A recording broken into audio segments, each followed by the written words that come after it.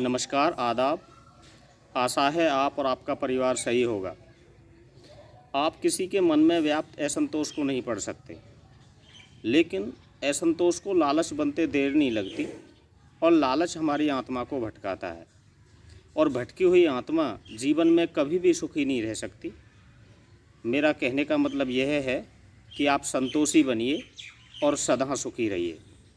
मैं आज 12th arts के बच्चों को ज़मींदार, किसान और राजा के पहले टॉपिक कृषि के विषय में जानकारी देता हूँ। प्रिय विद्यार्थियों, कृषि को अंग्रेजी में एग्रीकल्चर कहा जाता है और एग्रीकल्चर लैटिन भाषा के दो शब्दों के मेल से बना है, एग्रो और कल्चर। लैटिन भाषा में एग्रो का मतलब होता है भूमि और कल्चर का मतलब होता है उसकी जुताई करना। तो किसान द्वारा अन्न, फल, सब्जियां, दालें और पशुओं के लिए चारा प्राप्त करने के लिए भूमि की जुताई और सिंचाई करना कृषि कहलाता है। प्रिय विद्यार्थियों, इस चैप्टर में आपको मुगल कालीन कृषि के विषय में जानकारी दी जाएगी। मुगल काल में भारत की 85% जनसंख्या 85% जनसंख्या कृषि पर निर्भर करती थी और वो कृषि से ही अपना निर्वाह करते थे। मुगल काल में जो किसान थे उन्हें 3 नामों से जाना जाता था, रैयत, मुजरियान और आसामी। यानी कि भारत के विभिन्न भागों में कहीं उसको रैयत कहा जाता था किसान को, कहीं मुजरियान कहा जाता था और कहीं आसामी कहा जाता था। प्रिय विद्यार्थियों, उस समय किसानों को 2 भागों में विभाजित किया गया था, खुद काश्त और पाही काश्त। खुद काश्त जो पहली कैटेगरी के किसान थे, खुद काश्त वही किसान होते थे जिनके पास अपनी भूमि होती थी, जो अपनी भूमि के मालिक होते थे और जिनका घर और कृषि योग्य भूमि एक ही गांव में होती थी। वे अपनी भूमि पर कृषि करने के लिए बिल्कुल स्वतंत्र होते थे, इसीलिए उनकी दशा अच्छी होती थी। वे अपने खेतों में जो चाहे वो फसल उगा सकते थे और वो चाहे तो अपने खेतों को बेच भी सकते थे, यानी कि वे स्वतंत्रता पूर्वक अपने खेतों पर काम कर सकते थे। जो दूसरे प्रकार के किसान थे उन्हें कहते थे पाही काश्त। पाही काश्त किसानों की जो दशा थी वह अच्छी नहीं होती थी, क्योंकि पाही काश्त किसान वे किसान होते थे जिनके पास अपने खेत नहीं होते थे।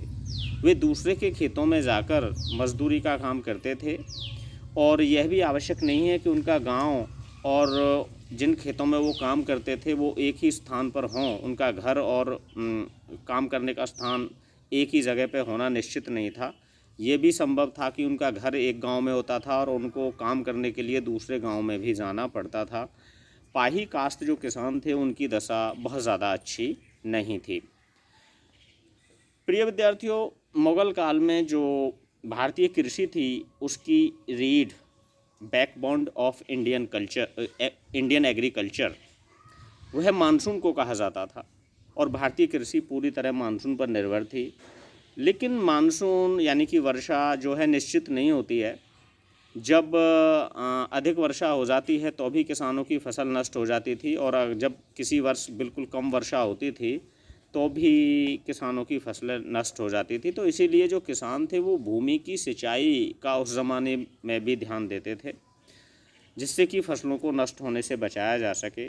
मुगल काल में कुएं, तालाब, रहट और नदियाँ मानसून के अतिरिक्त सिंचाई का अन्य साधन थी और वो इन्हीं साधनों से अपने खेतों की सिंचाई करते थे।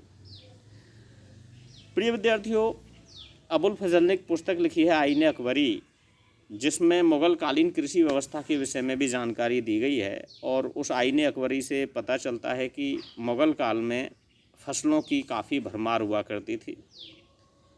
आईने अकबरी से पता चलता है कि आगरा में 39 यानी कि 39 प्रकार की फसलें बोई जाती थीं और दिल्ली में 43 प्रकार की फसलें उगाई जाती थीं। उस ज़माने में भी रबी, खरीफ और जायद की जो फसलें थीं वो होती थीं। अकेले बंगाल में, जैसा कि आईने अकबरी में वर्णन मिलता है, 50 से भी ज़्यादा चावल की फसलें उगाई जाती थीं। लेकिन धीरे धीरे भारत के लोगों का यूरोप के लोगों से संपर्क हुआ और भारत के लोगों ने दूसरी जगहों के लोगों से भी कुछ उगाना सीखा। जैसे उदाहरण के लिए भारत में 17वीं शताब्दी में तंबाकू और मक्का का प्रचलन शुरू हो गया था। तंबाकू भारतीयों ने पुर्तगालियों से उगाना सीखा और मुग़ल सम्राट अकबर ने सबसे पहले 1604 ईस्वी में तंबाकू को देखा था और धीरे धीरे इस तंबाकू का प्रचलन भारत में काफ़ी बढ़ गया था। इसीलिए मुग़ल सम्राट जहांगीर ने तंबाकू के सेवन पर प्रतिबंध लगा दिया था। इसी प्रकार जो मक्का है वह भारत के लोगों ने 17वीं शताब्दी में ही अफ्रीका और स्पेन के लोगों से उगानी सीखी थी और धीरे धीरे भारत के लगभग सभी भागों में मक्का का उगाने का जो प्रचलन है वो काफ़ी बढ़ गया था। मेरा कहने का तात्पर्य यह है कि भारत में धीरे धीरे जो फसलें थीं वह काफ़ी मात्रा में उगाई जाती थीं। किसान जिन समुदायों में रहते थे उनको उस ज़माने में गांव कहा जाता था और ज़्यादातर जो किसान थे वो गांव में ही रहते थे। तो गांव का प्रशासन चलाने के लिए जो मुग़ल राजा थे वे कुछ अधिकारी नियुक्त करते थे, जिनमें पटवारी, मुकदम और चौकीदार प्रमुख थे। चौकीदार मुकदम की सहायता से गांव की जो सूचना है वह राजा तक पहुंचाता था और मुग़ल काल में जो कृषि की व्यवस्था थी वह काफ़ी अच्छी थी।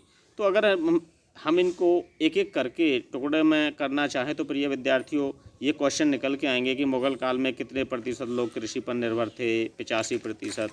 मुग़ल काल में किसान को रैयत मुजरी यानी आसामी के नाम से जाना जाता था। मुग़ल काल में भारत में फसलों की भरमार थी और ग्राम में रहकर किसान प्रशासन को चलाने में अपनी महत्वपूर्ण भूमिका निभाते थे। मैं अपनी अगली वीडियो में इसी चैप्टर के अगले टॉपिक के विषय में आपको जानकारी दूंगा। तब तक के लिए नमस्कार।